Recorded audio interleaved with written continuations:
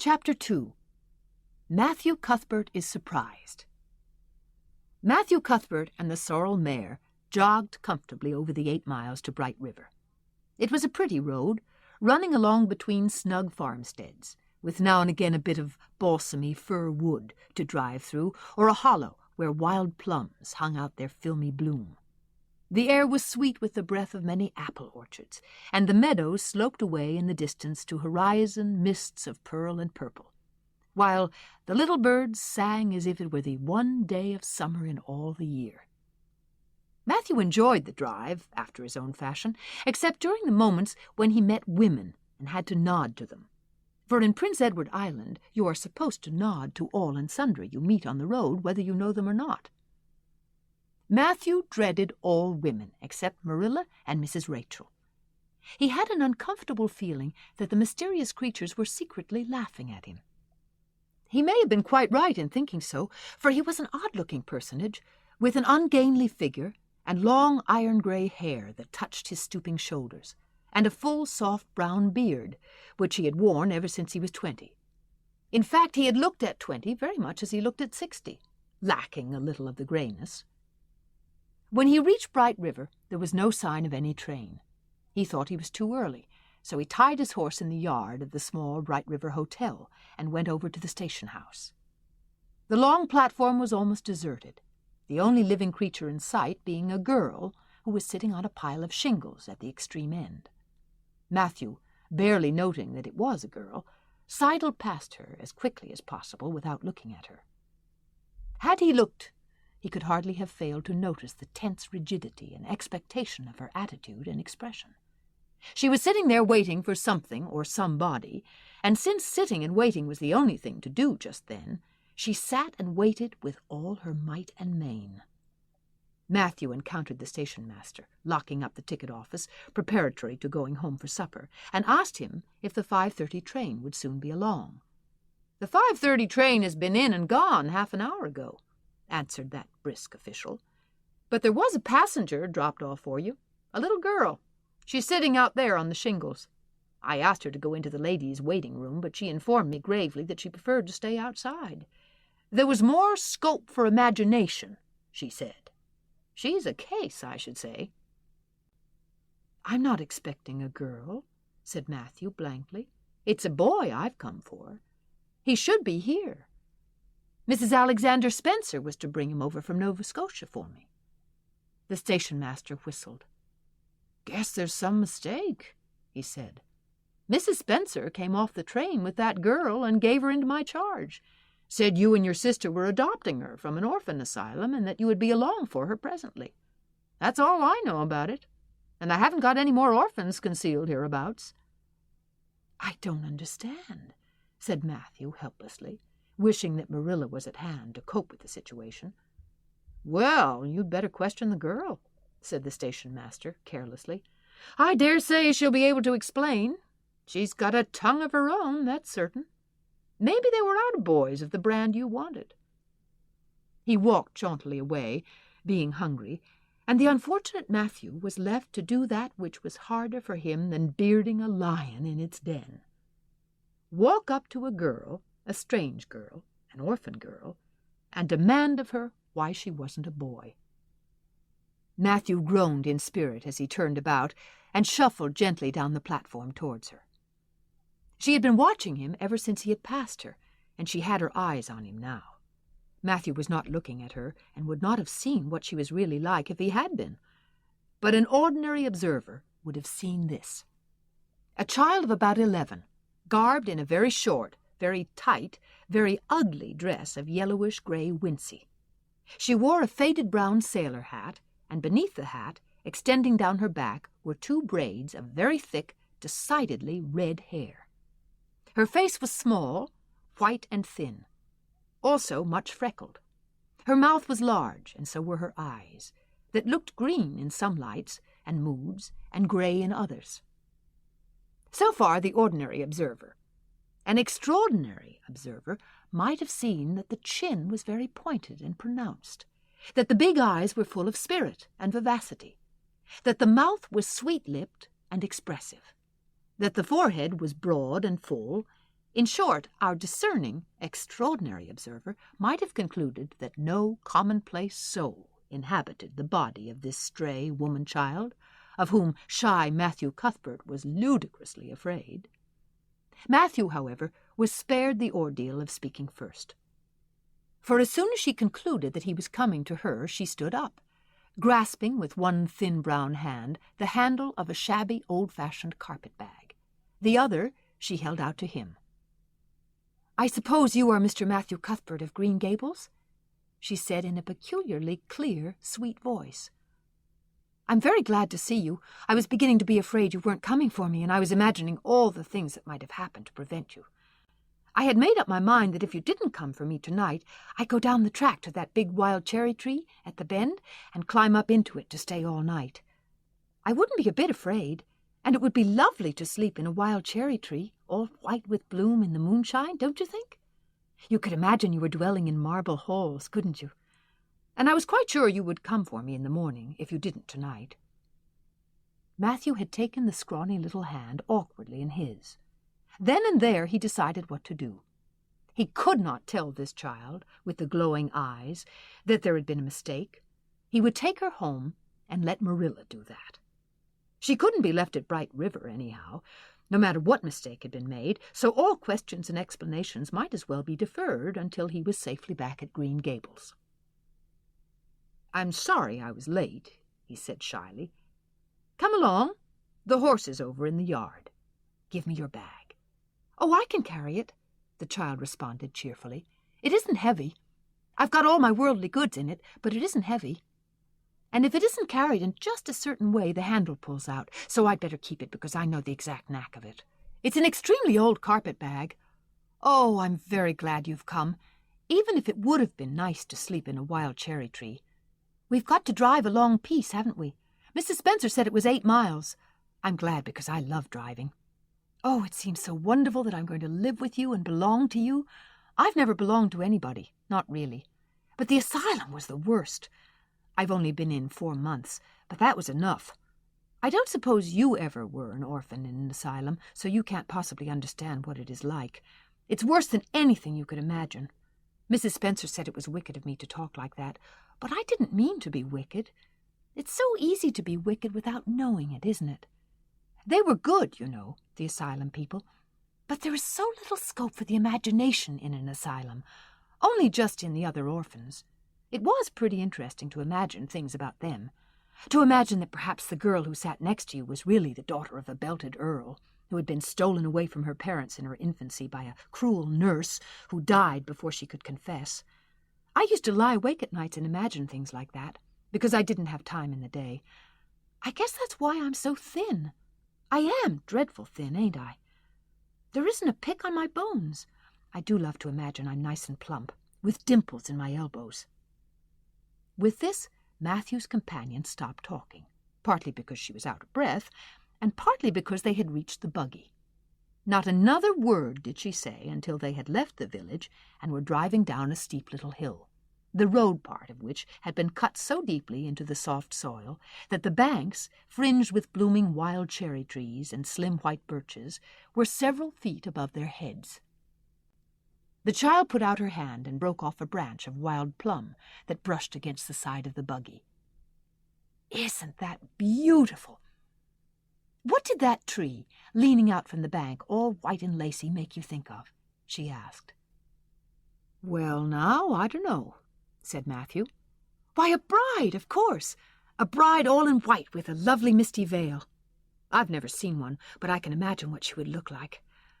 I don't ever expect to be a bride myself. I'm so homely nobody will ever want to marry me, unless it might be a foreign missionary. I suppose a foreign missionary mightn't be very particular. But I do hope that someday I shall have a white dress. That is my highest ideal of earthly bliss. I just love pretty clothes, and I've never had a pretty dress in my life that I can remember. But of course it's all the more to look forward to, isn't it? And then I can imagine that I'm dressed gorgeously. This morning when I left the asylum I felt so ashamed because I had to wear this horrid old wincey dress. All the orphans had to wear them, you know. A merchant in Hopeton last winter donated 300 yards of wincey to the asylum. Some people said it was because he couldn't sell it, But I'd rather believe that it was out of the kindness of his heart, wouldn't you? When we got on the train, I felt as if everybody must be looking at me and pitying me. But I just went to work and imagined that I had on the most beautiful pale blue silk dress. Because when you are imagining, you might as well imagine something worthwhile.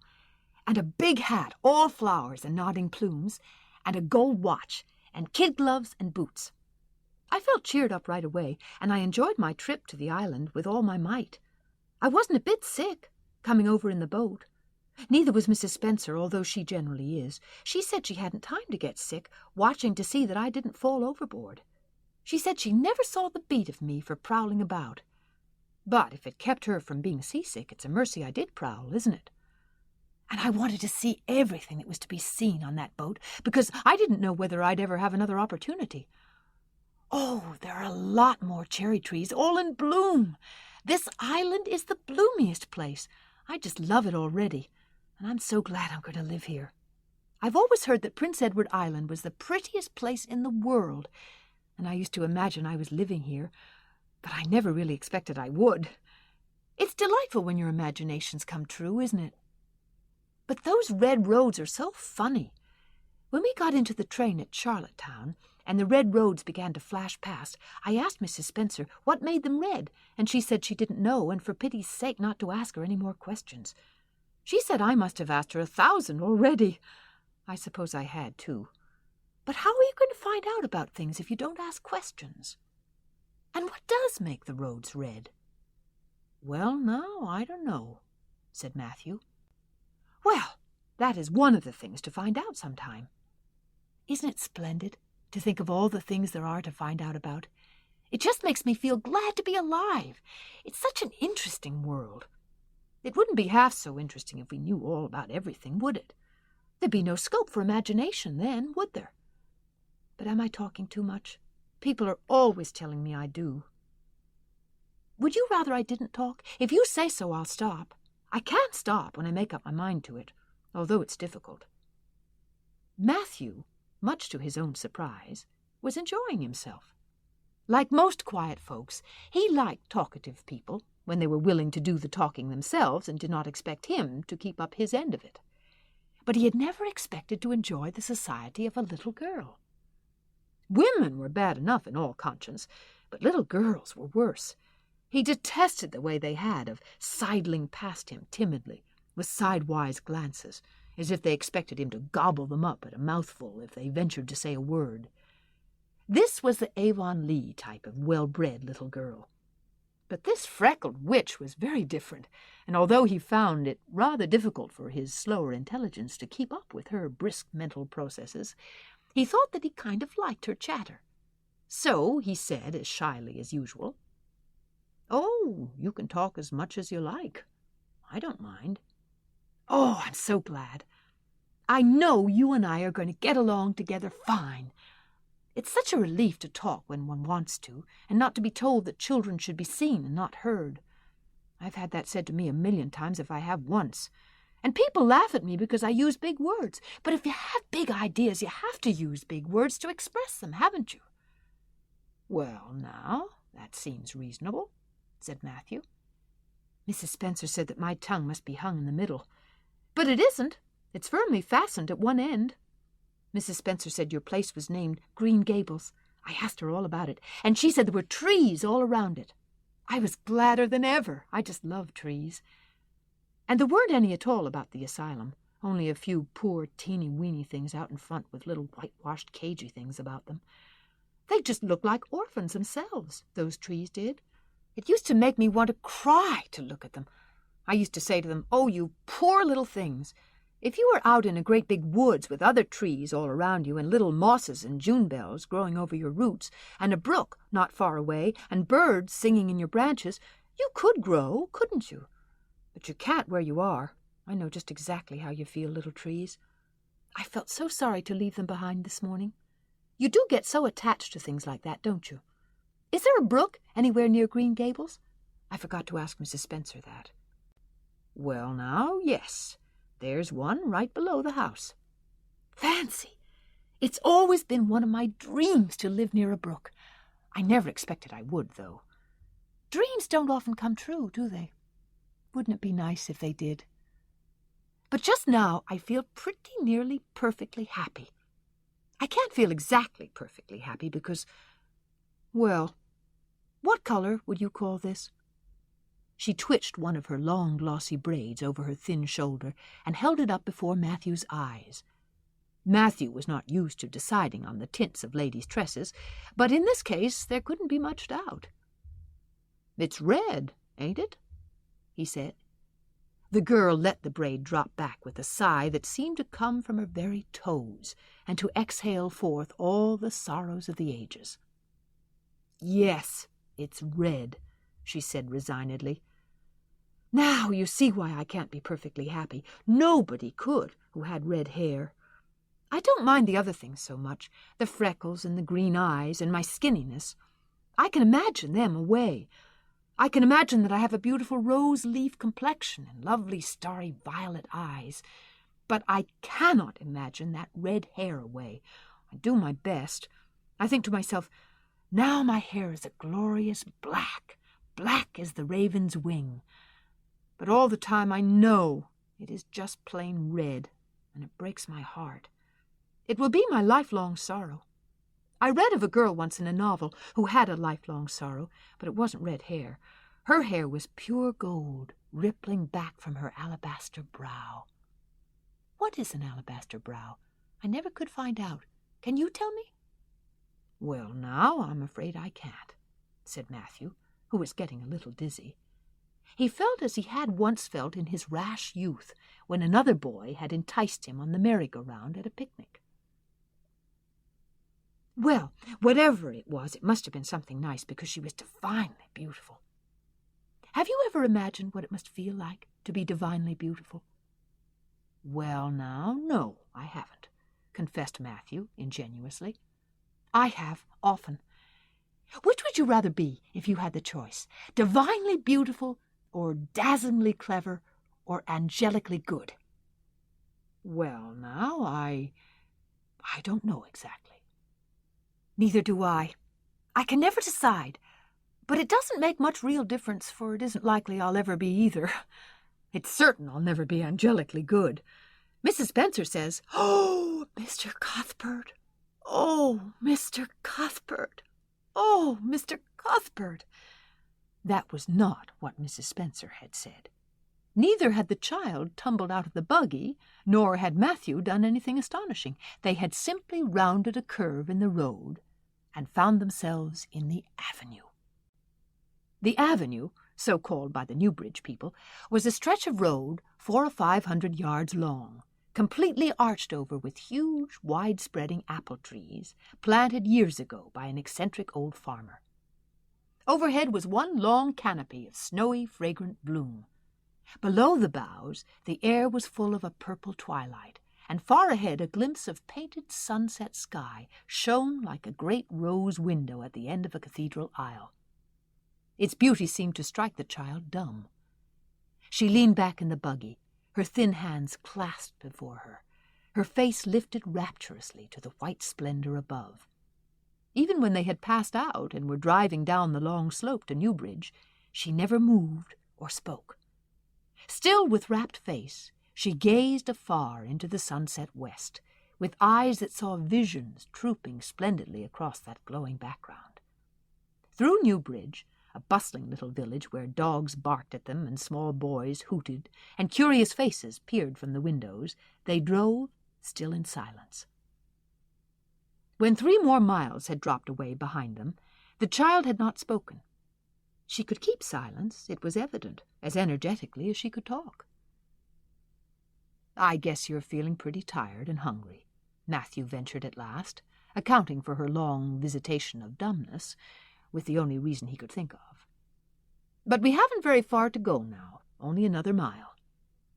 She came out of her reverie with a deep sigh, and looked at him with the dreamy gaze of a soul that had been wandering afar, star-led. "Oh, Mr. Cuthbert," she whispered, "that place we came through, that white place, what was it?" "Well, now, you must mean the avenue," said Matthew, after a few moments' profound reflection. It is a kind of pretty place. Pretty? Oh, pretty doesn't seem the right word to use, nor beautiful either. They don't go far enough. Oh, it was wonderful, wonderful. It's the first thing I ever saw that couldn't be improved upon by imagination. It just satisfied me here. She put one hand on her breast. It made a queer, funny ache, and yet it was a pleasant ache. Did you ever have an ache like that, Mr. Cuthbert? Well, now, I just can't recollect that I ever had. I have it lots of times, whenever I see anything royally beautiful. But they shouldn't call that lovely place the Avenue. There is no meaning in a name like that. They should call it, let me see, the White Way of Delight. Isn't that a nice imaginative name? When I don't like the name of a place or a person, I always imagine a new one and always think of them so. There was a girl at the asylum whose name was Hepzibah Jenkins, but I always imagined her as Rosalia de Vere. Other people may call that place the Avenue, but I shall always call it the White Way of Delight. Have we really only another mile to go before we get home? I'm glad and I'm sorry. I'm sorry because this drive has been so pleasant, and I'm always sorry when pleasant things end. Something still pleasanter may come after, but you can never be sure. And it's so often the case that it isn't pleasanter. This has been my experience anyhow. But I'm glad to think of getting home. You see, I've never had a real home since I can remember. It gives me that pleasant ache again, just to think of coming to a really, truly home. Oh, isn't that pretty? They had driven over the crest of a hill. Below them was a pond, looking almost like a river, so long and winding was it. A bridge spanned it midway, and from there to its lower end, where an amber-hued belt of sand hills shut it in from the dark blue gulf beyond, the water was a glory of many shifting hues, the most spiritual shadings of crocus and rose and ethereal green, with other elusive tintings for which no name has ever been found. Above the bridge, the pond ran up into fringing groves of fir and maple, and lay all darkly translucent in their wavering shadows. Here and there a wild plum leaned out from the bank like a white-clad girl, tiptoeing to her own reflection. From the marsh at the head of the pond came the clear, mournfully sweet chorus of the frogs. There was a little grey house peering around a white apple orchard on a slope beyond, and although it was not yet quite dark, a light was shining from one of its windows. "That's Barry's Pond," said Matthew.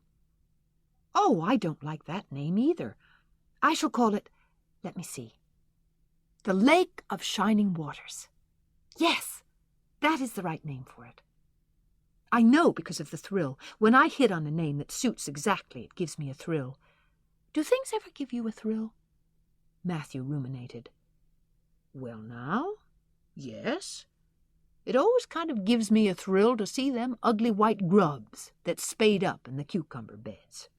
I hate the look of them.